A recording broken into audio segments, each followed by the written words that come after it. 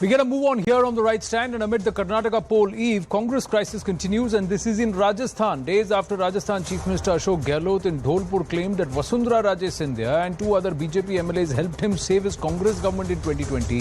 Today, Sachin Pilot fired a fresh salvo at Ashok Gehlot and said that he considers Vasundhara Raje as his leader and not Sonia Gandhi.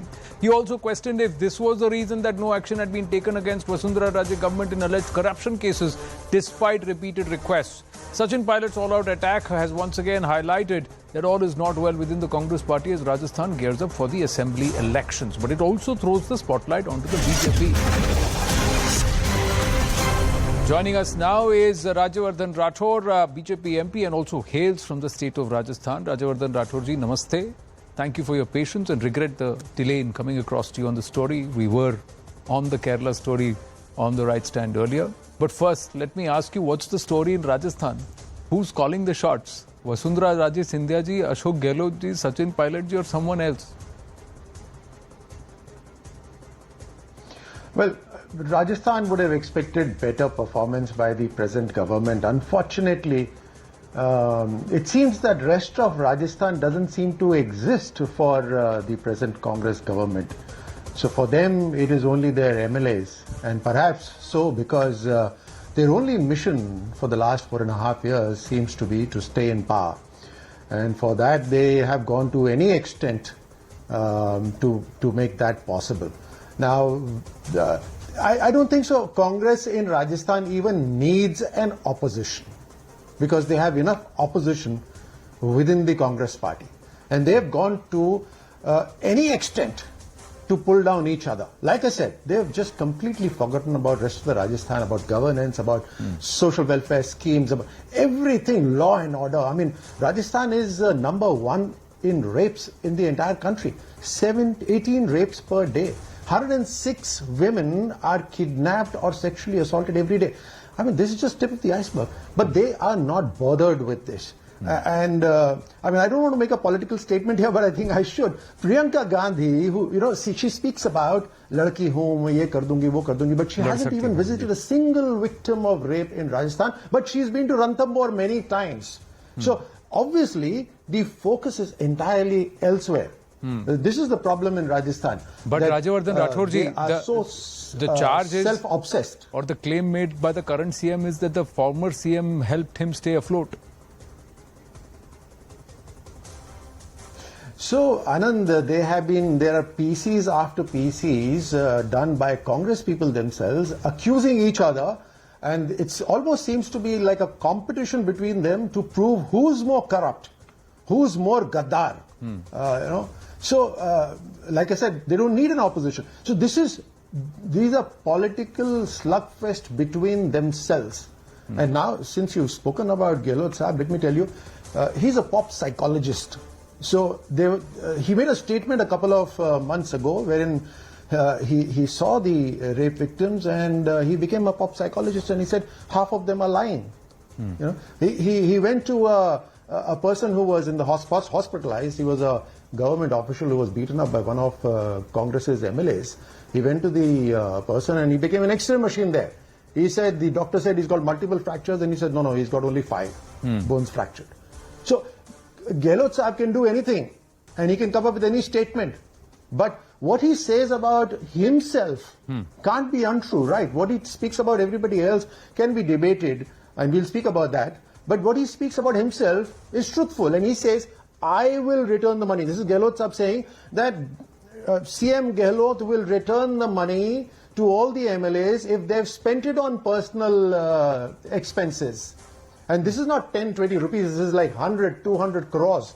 He says, I will return it to you or I will have AICC return it to you. My question is, where is that money coming from? He's on stage speaking to the public. He's made a confession because we've been repeatedly saying that Rajasthan is being looted. Rajasthan is being treated like an ATM where there's mining scams happening, there's Jal Jeevan Mission scams happening, there's every scam that is happening and the money is being extracted and used for all ill-gotten purposes. And again, he doesn't have money to give stipend to the unemployed youth, which he had promised. He doesn't have money. He stopped the money, official money going to the panchayats. The sarpanches are on a strike in Rajasthan because the official money is not going to them. He doesn't have money for them, but he has ill-gotten money for illegal purposes. Well, yeah, Isn't that brilliant? But if Where that is he getting that money from? if that is the case, then why is he saying that people on the BJP are supporting him stay afloat? Yes, Vasundhara Raje ji has said that this is an insult like never before and no one else has insulted me like this. But are there friends of Mr. Ashok Gehlot within the BJP? Look, this is what I'm saying, that he can come up with any sort of cock and bull story. He can come up with just anything. But what he speaks about himself has to be truthful, right? And he has police under him, right? Okay, let's get on to what he has said. He's got police under him.